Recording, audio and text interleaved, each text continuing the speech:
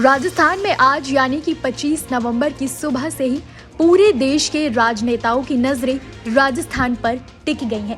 दरअसल राजस्थान में नई विधानसभा के सदस्यों को चुनने के लिए आज मतदान हो रहा है, जिसमें भाजपा का लक्ष्य मुख्यमंत्री अशोक गहलोत के नेतृत्व वाली सत्तारूढ़ कांग्रेस को सत्ता से बाहर करना है।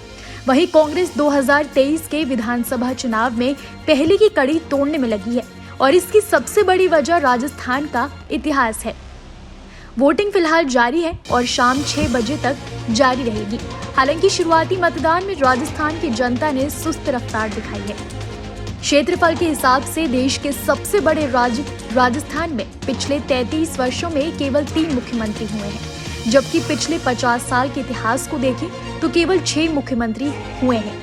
इनमें से हीरालाल देवपुरा केवल 15 दिनों के लिए पद पर रहे थे। यहाँ कांग्रेस और बीजेपी के अलावा किसी अन्य पार्टी का शासन कभी नहीं रहा।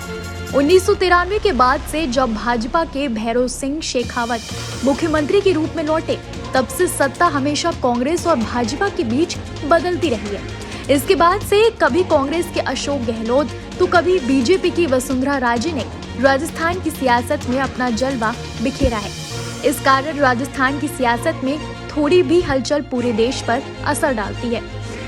वहीं 2023 राजस्थान विधानसभा चुनाव को देखें तो इस बार का चुनाव दोनों ही पार्टियों के लिए बहुत ही खास है और इसकी वजह 2024 में होने वाले लोकसभा चुनाव है।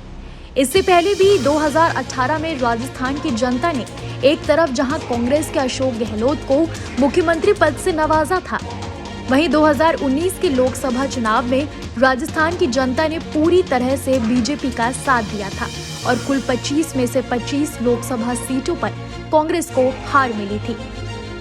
हालांकि राजनीतिक विशेषज्ञों के अनुसार इस बार राजस्थान की जनता का सियासी मूड थोड़ा अलग बताया जा रहा है और इसलिए दोनों ही पार्टियां यानी कि बीजेपी और कांग्रेस किसी भी हाल में राजस्थान को अपने हाथों से फिसलने नहीं देना चाहते।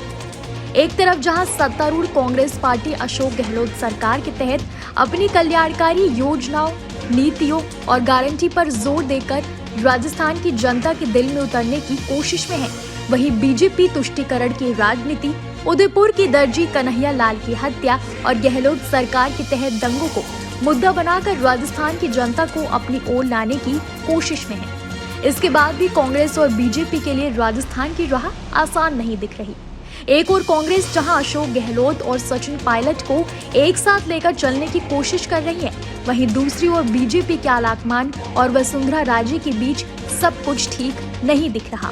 अब देखना दिलचस्प होगा कि राजस्थान की जनता अपने पुराने रिवाज को दोहराती है या फिर इस बार राजस्थान की जनता राजस्थान सहित देश भर की सियासत में कोई बड़ा बदलाव लाती है।